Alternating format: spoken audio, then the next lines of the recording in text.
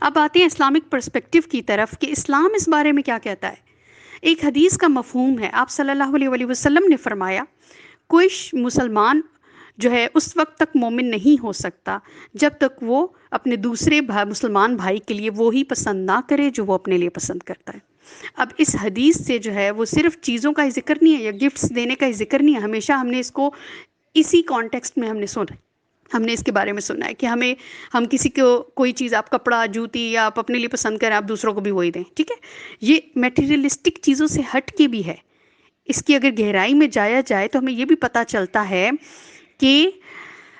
انسان جو ہے وہ تب تک مومن نہیں ہو سکتا جب تک وہ دوسرے کے ساتھ ویسا معاملہ نہ کرے جیسا معاملہ وہ اپنے لیے پسند کرتا ہے، جیسے کسی کے لیے اچھا بولنا، اچھے الفاظ استعمال کرنا، کسی کی مدد کرنا، کسی کو کسی بڑی تکلیف یا مصیبت سے نکالنا، ٹھیک ہے۔ یہ سب چیزیں اس میں اور بھی اس طرح کی بہت سی چیزیں جو ہم اپنے لیے ایکسپیکٹ کرتے ہیں، تو وہی ہمیں دوسروں کے ساتھ بھی ویسا ہی معاملہ کرنا چاہیے۔ اور پھر وہی بات کہ وہ ایک نہ ایک دن پلٹ کر ہمارے ہی اوپر وہ چیز آئے گی، چاہے وہ اچھائی ہو یا برائی۔ ایک اور حدیث کا مفہوم ہے کہ آپ صلی اللہ علیہ وسلم نے فرمایا جو مسلمان چاہتا ہے کہ اس کی مصیبت دور کی جائے تو وہ کسی دوسرے مسلمان کی مصیبت کو دور کر دے،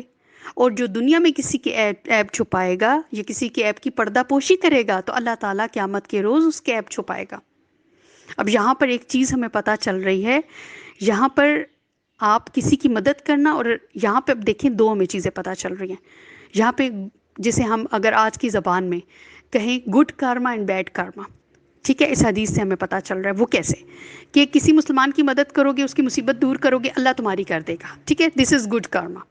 لیکن کسی کا اگر عیب نہیں چھپاؤ گے دنیا میں، ٹھیک ہے، کسی کے ساتھ کسی کا کوئی عیب ہے، ظاہر ہے کوئی بھی انسان عیب یا خامیوں سے پاک نہیں ہے، لیکن کسی کی برائی بیان کرو گے تو کیا ہوگا، تمہارے ساتھ بھی وہی چیز ہوگی، ٹھیک ہے، کل کو تمہارے ساتھ دنیا میں بھی ہوگی، ایون آخرت میں بھی ہوگی۔ پھر ایک اور چیز، اگر کسی کو معاف نہیں کرو گے تو ایک نہ ایک دن تم بھی اللہ کے آگے معافی کے لیے تڑپ رہے ہوگے، لیکن اللہ تمہیں معاف نہیں کرے گا۔ تو بات یہ آتی ہے ساری کی ساری، اس بارے میں قرآن کی سورۃ نور میں اللہ تعالیٰ نے یہ آیت بھی آئی ہے جس کا مفہوم یہ بھی ہے کہ اگر تم چاہتے ہو کہ اللہ تمہیں معاف کرے تو تم بھی لوگوں کو معاف کرو۔ تو اسلام بھی ہمیں اس چیز پہ بہت زیادہ فوکس کرتا ہے، اس چیز پر۔ اب اسی طرح ایک اور حدیث میں آتا ہے، حدیث قدسی ہے جس میں اللہ تعالیٰ فرماتے ہیں تم زمین والوں پر رحم کرو، آسمان والا تم پر رحم کرے گا،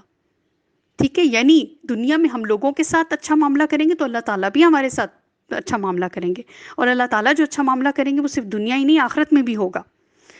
پھر ایک اور آیت جو ہے قرآن کی سورۃ النساء میں اللہ تعالیٰ فرماتے ہیں آیت نمبر 79 میں،